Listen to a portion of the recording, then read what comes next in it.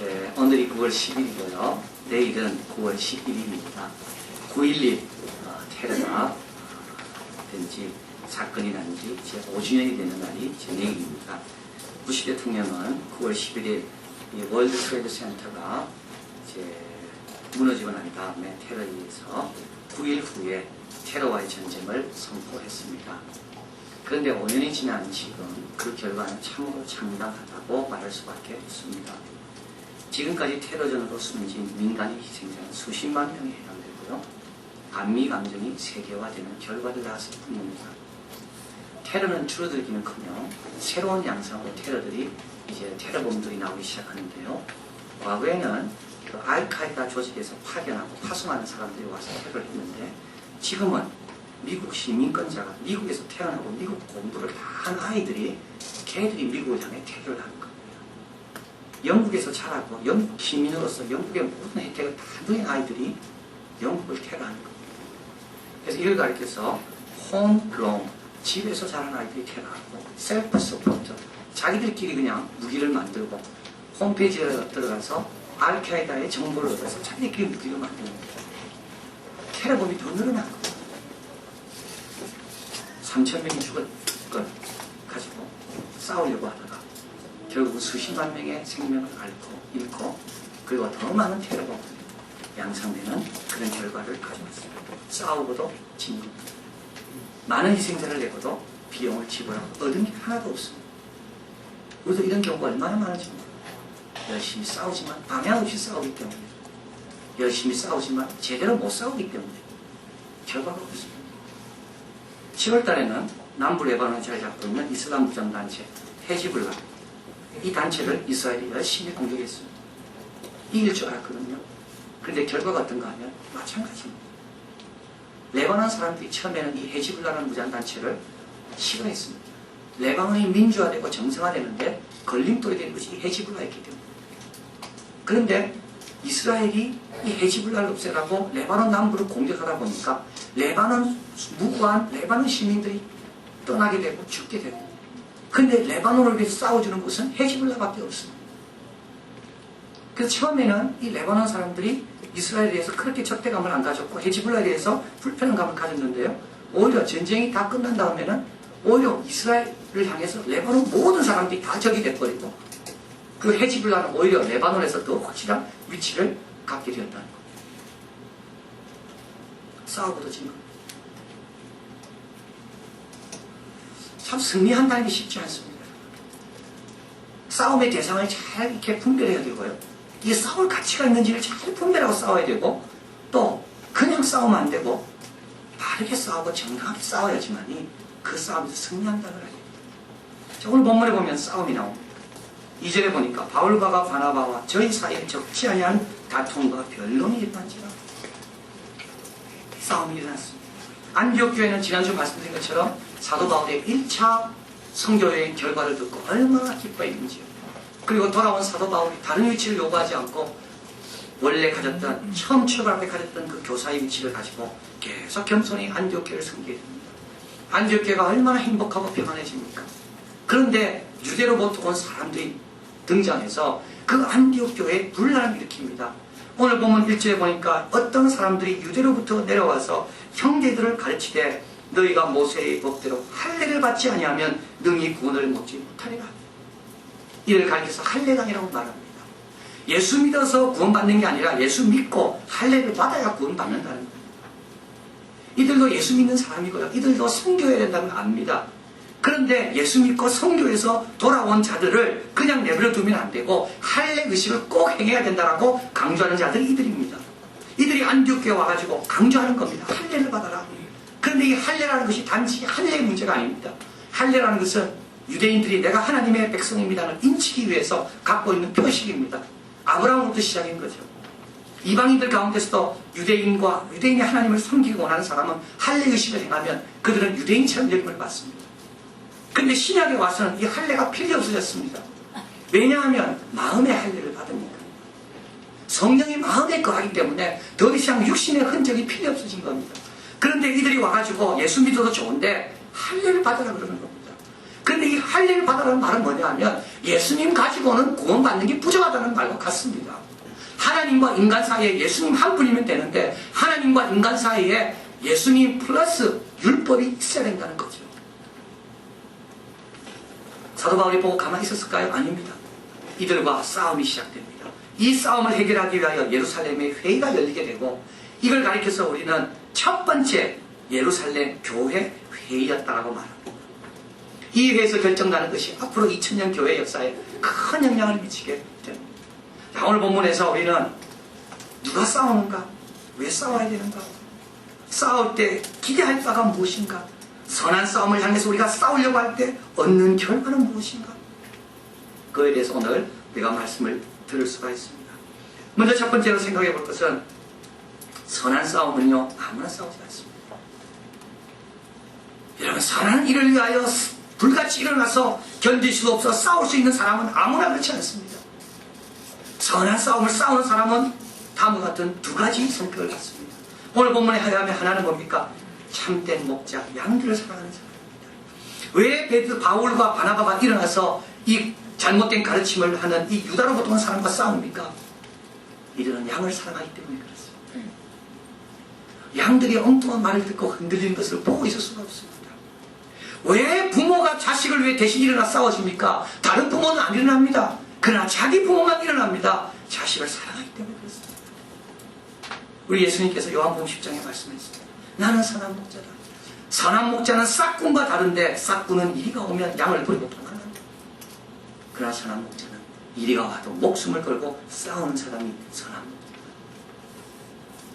영혼을 진실로 사랑하는 사람, 그 영혼이 잘되고 강건하고 형통하기를 원하는 사람은 그 영혼을 위해서 일어납니다. 그 영혼이 불이익당한 것을 못 본 척하지 않습니다. 왜 바나바와 바울만 싸웁니까? 바나바와 바울이 영혼을 너무 사랑하기 때문에 그렇습니다. 두 번째로 또 싸우는 사람이 또 있는데요. 그 사람은 누구냐면 하나님과 동행하는 사람입니다. 오늘 4절에 한번 가보겠습니다. 같이 있습니다. 예루살렘에 이르러 교회와 사도와 장로들에게 영접을 받고 하나님이 자기들과 함께 계셔 행하신 모든 일을 말하며 바울과 바나바는 누굽니까? 하나님과 함께 동행하는 자입니다. 하나님과 동행하며 하나님 마음을 알았습니다. 하나님의 뜻을 알았습니다. 하나님이 어떤 분인지 알았습니다. 그렇기 때문에 하나님의 뜻에 거스르는 것을 견딜 수가 없는 겁니다. 여러분, 왜 다윗이 엘라 골짜기에서 수많은 이스라엘 병사들이 골리앗 앞에 있었지만 왜 다윗만 골리앗과 싸우려고 일어납니까? 하나님을 모독하는 말을 들어도요, 하나님과 하나가 안 된 사람은 아무런 기분 나쁜 것이 없는 겁니다. 그러나 다윗은 하나님과 하나 됐기 때문에 하나님 욕하고 하나님의 이름을 욕되게 하는 것을 견딜 수가 없는 겁니다. 그래서 다윗이 일어나는 것입니다. 제임스 번스가 적은 역사를 바꾸는 리더십에 보면 여러분, 리더가 리더십을 발휘하는데 동기가 반드시 있어야 된다는 것을 그는 말합니다. 리더라 할지라도 리더십을 발휘 안 하는 리더들이 많이 있거든요. 근데 내가 리더로서 리더십을 발휘하려면 그 사이에 뭘 연결시켜주는 게 있는데 그게 뭐냐면 동기라는 겁니다. 동기가 강하면 강할수록 더 많은 영향력을 행사하려고 합니다. 이 땅의 빈곤을 없애야 되겠다는 동기가 강하면 강할수록 영향력을 위해서 바치기 위해서 더 헌신하는 거죠. 그는 말합니다. 그 동기가 되는 게 뭐냐면 가치라고, 자기가 중요하게 생각하는 거라고. 지도자들은 가치를 포용하고 가치는 지도자들을 사로잡는다. 나를 사로잡고 있는 게 가치입니다. 나를 지금 사로잡고 있고 내가 포용하고 있는 게요, 사실은 뭐냐 하면 내가 중요하게 여기는 그 무엇? 가치입니다. 가치체계가 강할수록 지도자들에게 더 강한 힘이 실리고 그럴수록 지도자는 더 심하게 추동자들에게 힘을 실어줄 수가 있다. 왜 일어서다가 꺾이는가 하면 가치체계가 약하기 때문입니다. 왜 죽음을 불사하고 자기의 생명을 바쳐가면서도 중요한 일을 하려고 합니까? 그것이 너무 자기의 생명보다 중요합니다. 그러면서 이 책은 이렇게 이야기합니다. 왜 기독교가 짧은 시간 안에 그렇게 놀라운 승리를 거둘 수 있었을까? 왜 갈릴리 어부 출신들이 로마를 향해서 두려워하지 않고 로마를 내가 정복하고 로마를 보아야 하려며 그렇게 담대하게 나갈 수 있었을까? 두 가지. 가치를 형성하는 교리가 분명했고, 교리가 또 한 가지 기독교인들의 열성이 특별했기 때문입니다. 하나님과의 관계에서 오는 겁니다. 하나님에 대해서 발견한 하나님이 기뻐하는 것이 뭔지를 발견해서 오는 겁니다. 주님과 관계가 깊어지면 깊어질수록 아버지의 뜻에 거스리면서 보고 있을 수가 없습니다. 영혼을 사랑하면 사랑할수록 내 영혼이 어려움 당하는 것을 가만히 보고 있을 사람은 아무도 없습니다. 사도 바울은 디모데에게 말씀합니다. 믿음의 선한 싸움을 싸우라. 영생을 취하라. 이를 위하여 내가 부르심을 입었고. 젊은 디모데가 앞으로 에베소 교회를 맡아 목양해야 되는데 그를 향해 사도 바울을 말하니까 이를 위하여 네가 부르심을 입었다.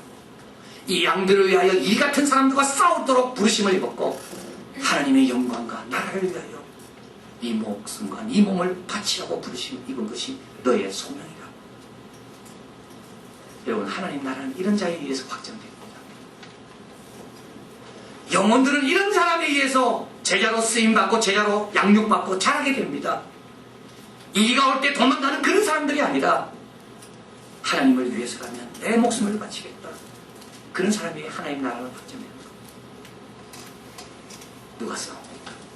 누가 선한 싸움에 자기 자신을 드립니까? 두 번째 오늘 보면서 발견하는 것이 있습니다.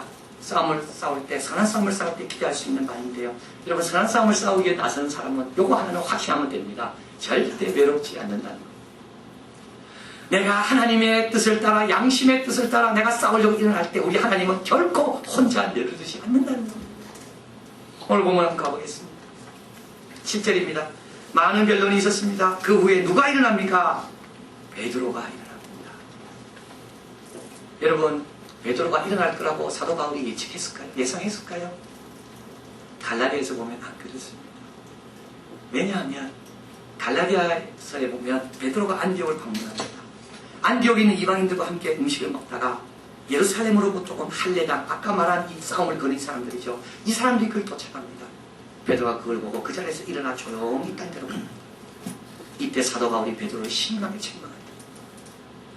어떻게 네가 할례당처럼 행세하냐. 근데 그 베드로가 지금 사도 바울 대신 일어나서 사도 바울을 변호해주고 진리편에서 대신 싸워줘. 자, 베드로가 하는 말을 한번 가보십시오. 여러분, 너무 중요한 말입니다. 7절 같이 있습니다. 많은 변론이 있은 후에 베드로가 일어나 말하되 형제들아 너희도 알거니와 하나님의 이방인들로 내 입에서 복음의 말씀을 들어 믿게 하시려고 오래전부터 너희 가운데서 나를 택하시고 또 마음을 아시는 하나님이 우리에게와 같이 저희에게도 성령을 주어 증거하시고 믿음으로 저희 마음을 깨끗게 하사 저희나 우리나 분간치 아니하셨느니라. 그런데 지금 너희가 어찌하여 하나님을 시험하여 우리 조상과 우리도 능히 매지 못하던 멍에를 제 아들의 목에 두려느냐. 야, 여기서 베드로는 세 가지를 이야기합니다. 베드로가 사도 바울이 그들과 싸운 걸 보고 가만히 견딜 수가 없습니다. 일어나지 않을 수가 없습니다. 사도 바울 편에 들어서 사도 바울을 위해 대신 싸우지 않을 수가 없습니다. 세 가지 이유입니다. 첫째 하나는 뭡니까? 10년 전에 자기가 경험한 겁니다. 고넬료 집에 가서 고넬료에게 세례를 주니 성령이 임한 것을 베드로가 봤습니다. 10년 동안 베드로는 믿고 있었습니다. 그런데 오늘 이 할례당에 와서 자꾸 이방인들 괴롭히니까 베드로가 벌떡 일어나서 10년 전에 이방인들도 우리와 똑같은 성령을 받은 걸 내가 보았다. 여러분, 너무 중요하지 않습니까? 사도 바울 모르는 사이에 하나님은 사도 바울을 위해 베드로를 10년 전부터 준비하고 계신 겁니다. 나는 혼자인 줄 알았는데 나를 위해 하나님께서 또 다른 사람들을 준비하고 계신 겁니다. 두 번째는 베드로가 왜 일어났습니까? 가만히 있을 수가 없습니다. 우리 하나님을 보니까 그렇습니다. 우리 하나님은 어떻습니까? 8절에 마음을 아시는 하나님, 우리에게와 같이 저희에게도 성령을 증거하시고 믿음으로 저희 마음을 깨끗게 하시는 하나님. 우리 하나님은 할례 없이도 얼마나 깨끗게 하실 수 있는 분인데 왜 그 하나님의 능력을 자꾸 의심하는가? 세 번째는 뭡니까? 우리도 믿음으로 구원받아놓고 왜 저들에게 율법으로 구원받도록 짐을 지습니까? 그들의 위선입니다. 그들 위선자의 뜻대로 되면 안 되거든요. 하나님의 능력도 모르는 믿음 없는 자의 결정대로 되면 안 되거든요. 그리고 하나님께서 자기를 향해 준비해놓은 자기가 경험한 것을 자기가 부인할 수 없으니까 베드로가 발떡 일어나서 사도 바울 대신 싸웁니다.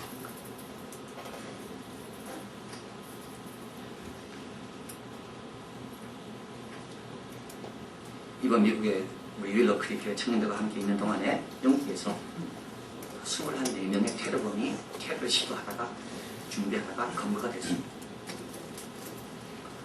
이들은 이제 영국에서 미국으로 가는 국적기 5개 비행기에 이제 폭탄을, 그래서 이제 액체탄을 이제 설치해서 이제 폭파시키려는 계획을 갖고 준비했습니다. 그래서 다 했다. 이제 시도해라. 이런 메시지들을 받고 대기하고 있었습니다. 그런데 이들이 다 잡혔습니다. 여러분 어떻게 잡혔을까요? 참 놀랄만한 거는요. 전화 한 통하고 잡혔습니다. 수천 명의 생명이 전화 한 통화로 건진받은 겁니다. 근데 그 전화를 누가 했는가 하면 2005년도 영국에서 지하철 테러 폭발이 일어났는데 그때 용의자로 주목받고 의심받던 그 청년이 전화한 겁니다. 자, 이제 미국에서 돌아오면서 우리 청년들하고요 신문을 읽었는데 그 신문의 사설에서 이렇게 제목이 되어 있습니다. 제일 중요한 것은 인간이다. 테러범 잡으려고 아무리 노력해도 테러범 주위에 있는 사람들로부터 신뢰를 받지 못하면 아무도 못 잡는다.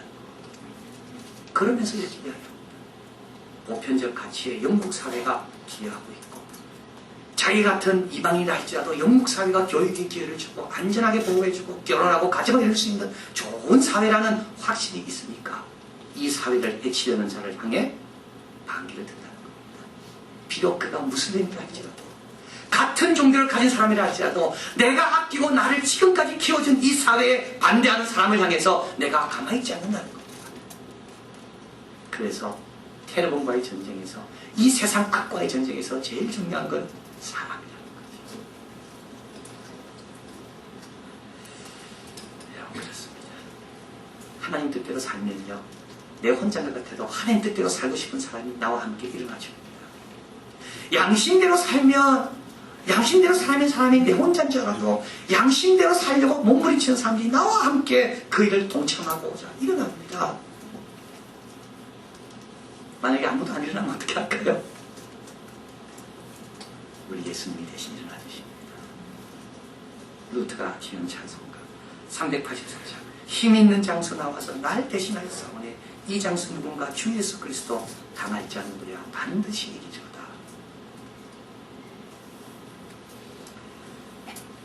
그리고 또 한편 우리에게 요구하는 게 있습니다. 누군가 양심껏 살려고 일어납니까? 여러분 그때 도와주십시오. 모른 척 하지 마십시오. 누가 양심껏 살려고 하나님 믿음대로 살려고 선한 싸움을 왜 일어납니까? 그때 여러분 모른 척 하지 마십시오. 이때 에스더를 기억해야 됩니다. 하만에 의해서 모든 유대인들이 다 이제 죽게 될 때 에스더는 국왕 안에 편하게 있습니다.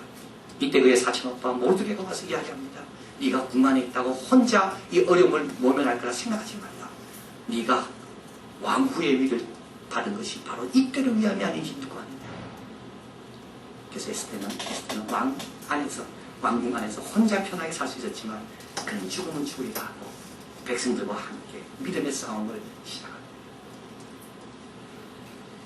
그래서 오늘 본문에서 오늘 사도 바울이 디모데에게 한 말 다시 한번 생각해 보면 이렇습니다. 선한 싸움을 싸우라 영생을 취하라 이를 위하여 내가 부르심을 입었고 많은 증인 앞에서 선한 증거를 증거하였노라. 성경의 수많은 증거들이 우리에게 말씀합니다. 선한 싸움을 위해서 일어날 때 외롭지 않다. 자 마지막으로 이제 오늘 본문에서 선한 싸움을 싸우다 보면 무엇을 또 우리가 얻게 되는가 기대하게 되는가 나와 있는데요. 그것은 진리의 말씀에 더 가까워진다는 것을 알게 됩니다. 자 오늘 본문에서 이렇게 사도 바울과 바나바와 싸움이 시작됐다가 결과는 너무 좋게 결과가 끝이 납니다. 그 결과는 뭐냐면 모든 교회들에게 할례도 필요 없고 율법도 필요 없고 단지 4가지 음행과 목매어 죽은 것과 빛에 죽은 것과 우상 제물 먹는 것 그것만 금하고 나머지는 다 가도록 그런 결정을 내립니다. 자 그런데 여러분 한번 여기 가보겠습니다. 그 결정을 내리는데요. 한번 28절 가보겠습니다. 읽어볼까요? 성령과 우리는 이 요긴한 것들 외에는 아무 짐도 너에게 지우지 아니하는 것이 가한 줄 알았느니. 자 이건 무슨 말입니까? 이렇게 많이 싸우고 투쟁하고 고민하는 가운데 뭘 발견했습니까?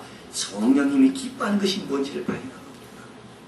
자 여기에 배경이 있는데요. 이 배경이 뭐냐 하면 할례당이라는 사람들이 있고 교회 안에는 그래서 율법을 지켜야 된다는 주장하는 사람들이 있고 또 교회 안에는 어떤 사람들이 있냐면 우리는 믿음으로 구원받았기 때문에 율법 필요 없다는 사람들이 있어요. 이 사람들은 방종주의자들입니다. 우리는 믿음으로 구원받았고 은혜로 살아가는데 무슨 율법, 행함이 필요하냐. 우리는 마음대로 살아도 된다. 그런데 이 싸움 가정 가운데 어떤 결과가 났나요? 믿음으로 구원을 얻지만 방종주의자는 하나님의 뜻이 아니다.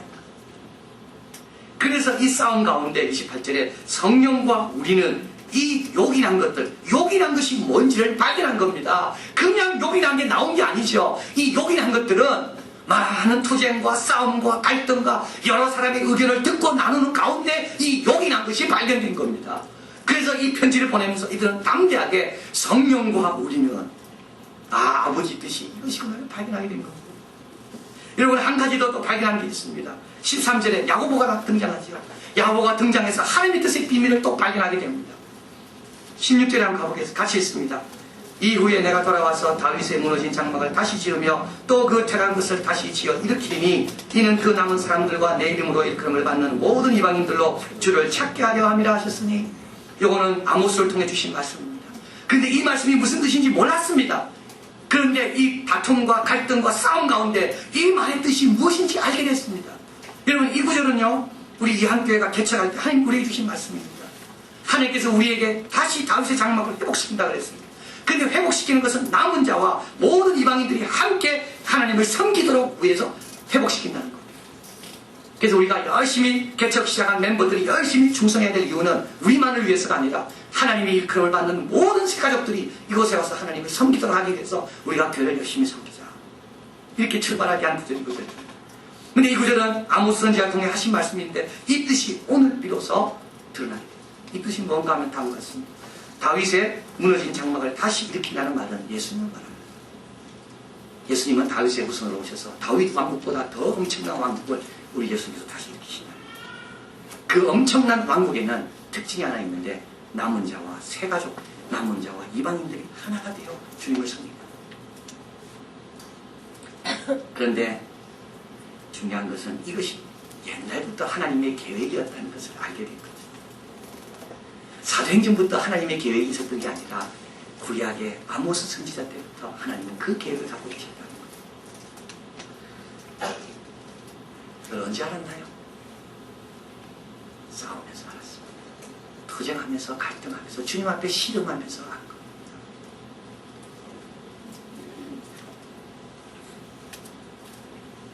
헨리 포드 나의 생애와 나의 일이라는 책이 있습니다. My Life, My Work 이라는 책인데요. 이 책은 너무 좋은 책입니다. 여러분 그 직장생활 하시는 분 또 사업하는 분들 이 책을 다 읽었으면 좋겠습니다. 너무 좋은 내용이 여기 있습니다. 제목은 한국 제목은 그냥 헨리 포드라고 나와 있습니다. 책에서 여러 가지 좋은 말들이 있는데요. 몇 가지만 소개하면 되겠습니다. 내 사업의 목적과 내 사업의 목적을 마음에 잘 새겨두지 않으면 돈을 버는 데만 정신이 팔려 사람들이 필요로 하고 사람이 원하는 것을 만들어야 한다는 생각을 잊어버리기가 너무 쉽다. 오직 돈 벌려고 하는 기업만큼 불안정한 것도 없다. 실패는 현명하게 다시 시작할 기회일 뿐이다. 좋은 아이디어를 갖고 일단 시작하면 새로운 아이디어를 찾기보다는 기존의 아이디어를 완벽하게 다루는데 집중하는 편이 낫다. 그리고 그는 자기의 선언 이렇게 말하고 있습니다. 이게 자기 선언입니다. 다수의 대중을 위한 자동차를 만들겠습니다. 운전과 관리면에 가족들이든 개인들이든 충분히 사용할 수 있는 차가 될 것입니다. 현대공학의 힘을 총동원하여 가장 단순한 설계를 내놓고 최고의 기술자의 힘을 빌어 최고의 소재로 차를 만들겠습니다.